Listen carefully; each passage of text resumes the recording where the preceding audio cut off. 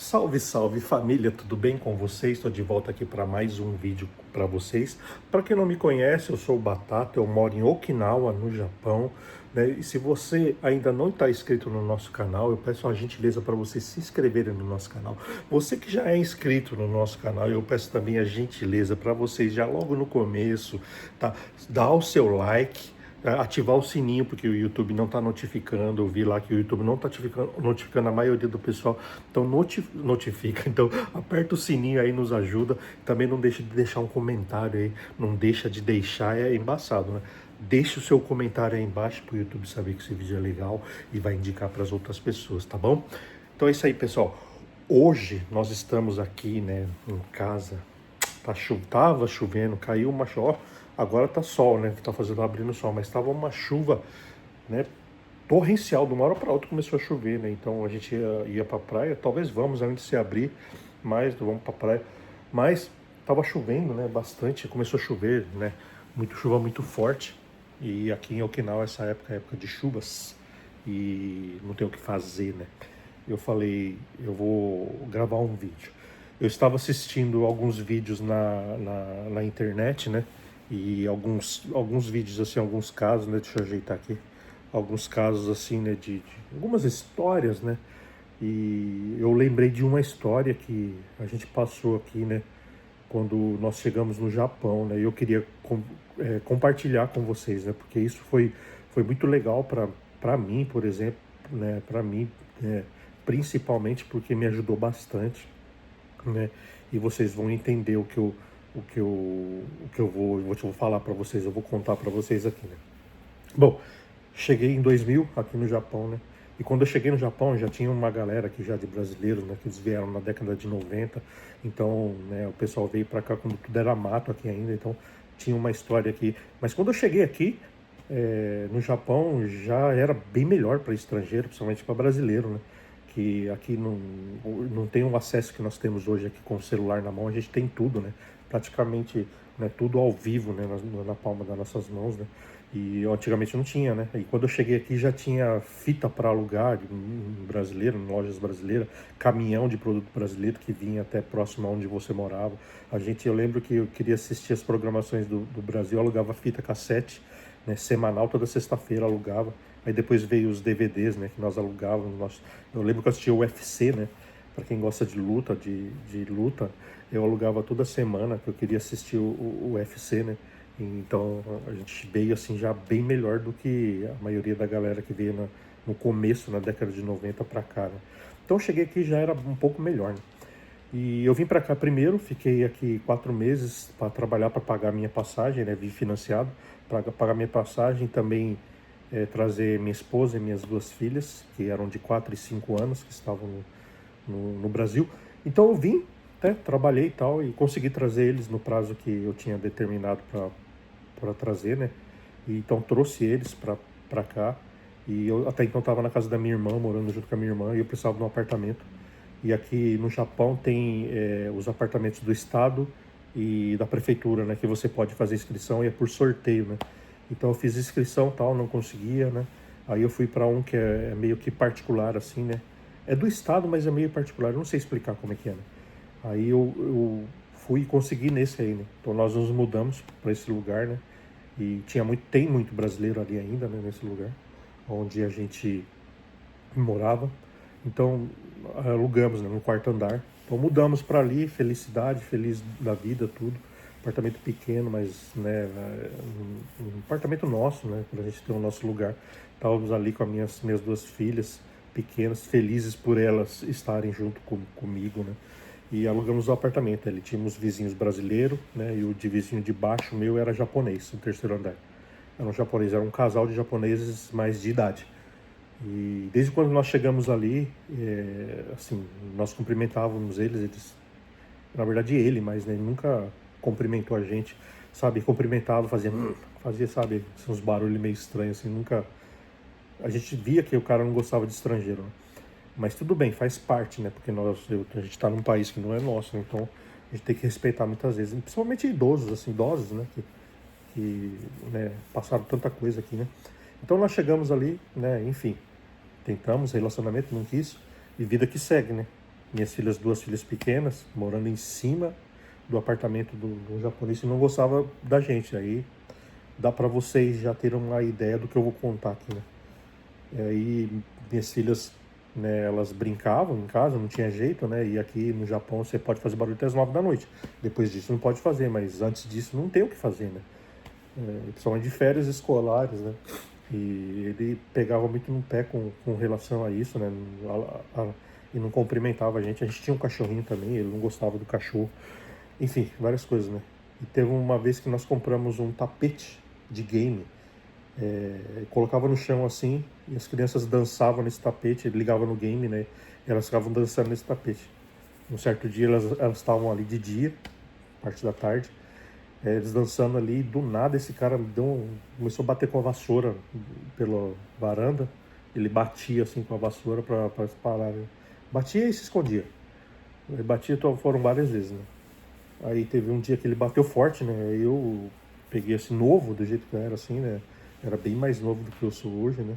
Essa barba que tá pintada, mas a minha barba é branca, né? E ali ele bateu e eu fui com o cabo de vassoura também, bati, o cabo de vassoura quebrou e caiu lá para dentro da varanda dele, né?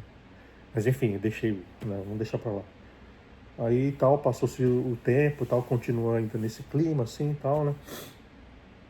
E eu sou baterista, né? Eu tinha uma bateria em casa, bateria eletrônica, para não fazer barulho, colocar o fone ali e eu tocando ali, né? Tocando um som ali. Eu acho que o bumbo, né, tava batendo no chão e acho que ele ficou incomodado com isso e foi, né? Eu tava com o fone de ouvido, de repente eu escutei um estrondo bem forte, assim, bau! Aí eu assustei, né? Com tudo assim. Aí eu saí correndo porque eu vi que era na minha porta, né? Aí na hora que eu abri a porta, eu vi que eu vi os pés dele, assim, as costas dele descendo a escada, né? Aí eu não aguentei, eu desci com tudo também. Aí antes dele fechar a porta dele, eu segurei com o pé, né?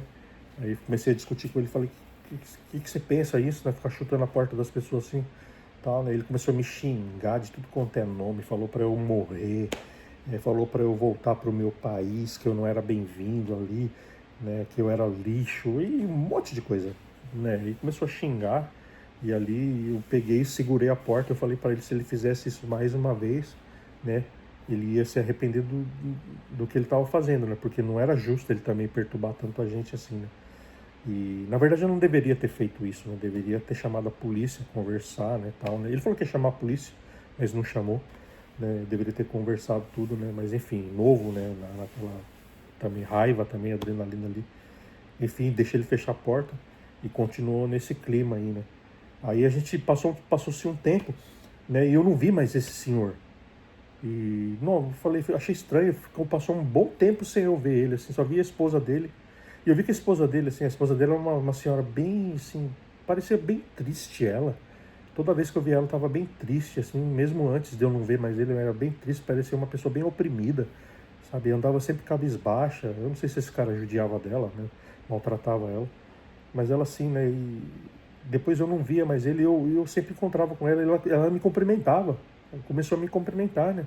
Então, assim, aí eu fiquei curioso, né? Nunca mais vi. Eu achei que ele tinha falecido, para vocês terem uma ideia. E falei, perguntando aí tal, assim, na minha cabeça tal. E teve um dia que eu saí à noite para passear com o meu cachorrinho. Eu desci a escada e eu encontrei com ele no começo da escada, onde tem as caixas do correio, assim. Ele tava mexendo na caixa dele. E ele me cumprimentou. Ele olhou pra mim assim, sorridente, magro, abatido. Tava diferente, ele careca. Ele falou, Kombawá, eu cumprimentei, falei, Kombawá, tal. E eu perguntei pra ele, o senhor tá bem? Eu nunca mais vi o senhor, tal, né? E aí ele falou assim, eu tava meio desaparecido, tal, né? E ele mudou de assunto. Ele falou, posso tocar no cachorrinho? Eu tava com o cachorro no colo, né? Uma salsichinha assim, pequena. Aí ele pegou assim no cachorro no colo. Eu achei que ele ia tocar. Ele pegou, o cachorro começou a lamber ele, né? E ele, e tal, que bonitinho e tal, né? E assim, ele começou a ser outra pessoa. De um dia pro outro. Eu assim, encontrei com ele, tinha sumido. Ele era outra pessoa. Encontrava, não podia ver a gente abrir a porta, que ele já abria a porta dele para poder ver o cachorrinho, ou cumprimentar, ver as crianças, levava fruta pra gente, as coisas. Então mudou. E eu tive a curiosidade, né? Uma vez encontrei com ele e falei assim, o senhor estava bem abatido, o que o senhor tinha, né? Ele falou assim, eu tive câncer no pescoço aqui atrás, né? Aí ele falou que eu fiquei vários meses internado. Ele mostrou ainda, tava com tipo uns esparadrapo aqui, alguma coisa que ele falou que tinha sido tirado, curado, né, tal, né. E aí eu percebi que depois desse câncer que ele teve, ele virou outra pessoa. Sabe, ele se tornou outra pessoa totalmente diferente daquela pessoa que a gente tinha conhecido ali muitos anos sofrendo com essa perseguição dele, né, com a gente e tal, né. E ele se tornou outra pessoa, amava o meu cachorrinho, não tinha problema nenhum. Ah, e ele reclamava muito no escritório, né, do lugar que a gente estava, né. Então sempre vinha reclamação pra gente, né. Nunca mais reclamou e tal, né. E ele sempre gostava do meu cachorro, levava as coisas pra gente e tal, né, das crianças. E daí eu percebi, né, que ele talvez ali nesse momento que ele, né, estava ali passando por essa luta, né, com esse câncer, ele começou a avaliar muitas coisas na vida dele, né, com relação a tudo que ele tinha feito. Talvez, né, o passado dele talvez seja sombrio, eu não conheço, não posso julgar ninguém, né, mas ele começou a repensar muitas coisas, pensou eu, né. E foi legal também que eu aprendi isso também, que não vale a pena a gente levar adiante muitas vezes uma confusão que pode até virar uma tragédia, né? Porque o vídeo que eu estava assistindo para vocês falava disso, né? De tragédia, discussão com vizinhos, essas coisas.